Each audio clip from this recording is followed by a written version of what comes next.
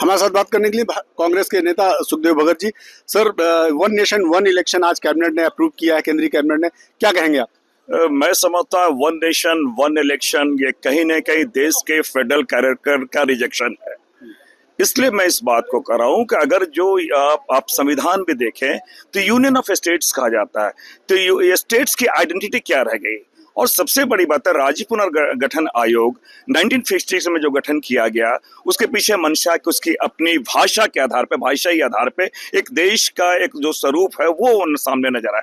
लेकिन one nation one election के माध्यम से कहीं न कहीं एक तानाशाही प्रवृत्ति का इसमें एक बू आती है। और ये एक मैं स्पष्ट रूप से कह सकता हूँ, इसमें कहीं न कहीं मोदी जी की जिद काम आ रहा है और उसी का एक नतीजा कि सारी चीजें जिस प्रकार के यहाँ एक बहुत ही प्रॉपर वे में उनकी ही विचार है। उन्हें लगा कि भाई हम डायरेक्ट क्यों ना इलेक्शन कराया जाए, मेरे नाम पे सारे वोट मिलते हैं।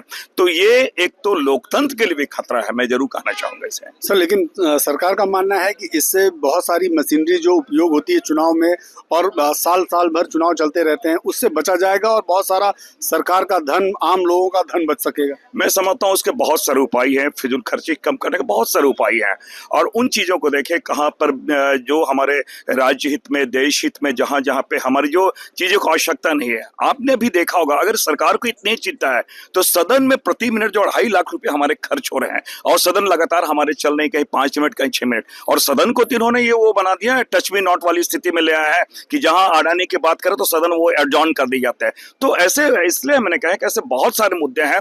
लेकिन ये मैं कह सकता हूं कि जिद पे लोकतंत्र नहीं चलते, जिद पे वो ये हमारा देश नहीं चलता है। ये कहीं ना कहीं इसलिए हमने कहा कि इस देश के संघीय ढांचा पे एक कुठाराघात है। धन्यवाद से बात करने के लिए। सुखदेव भगत जी थे, कांग्रेस के सांसद, साफ तौर पे कह रहे हैं कि मोदी जी की जिद के चलते ये वन नेशन वन इलेक्शन लाया जा रहा है और जिद से देश नहीं चलता। Neeraj Pandey, ABP News, Delhi. For exclusive and insightful videos, subscribe to our new channel ABP Live Premium.